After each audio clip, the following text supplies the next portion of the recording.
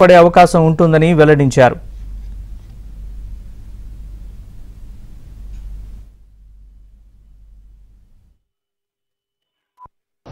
Twentieth of this one 20th May ni Sub Inspector Rent Chintala ayane court lo memo dakil cheyadam jarigindi.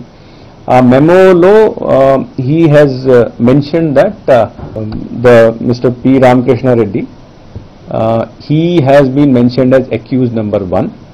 Tarvata 10 sections kinda అంటే దాంట్లో sections కూడా మార్చేసి initial గా first రోజు file చేసినప్పుడు unknown persons మీద file చేయడం జరిగింది. దీని తర్వాత ఇన్వెస్టిగేషన్ చేసి ఈ వీడియో అన్ని చూసిన తర్వాత 20th ని కోర్టులో ప్రొడ్యూస్ చేసిన మెమోలో 10 సెక్షన్స్ కింద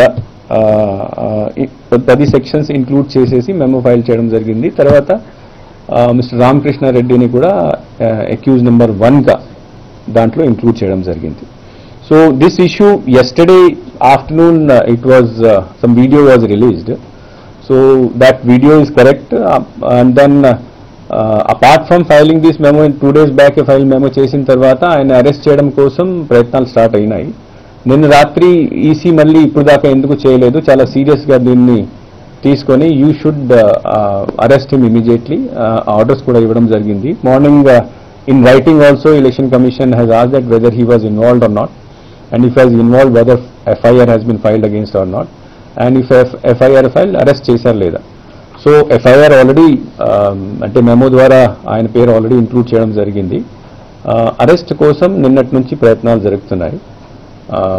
పోలీస్ వారు ఇచ్చిన ఇన్ఫర్మేషన్ ప్రకారం మార్నింగ్ వాళ్ళ హౌస్ కి కూడా రైడ్ చేయడం జరిగింది. he was not found. So several teams are now moving around to arrest the person. Election Commission has said that such type of incidents are very shameful incident in the sense that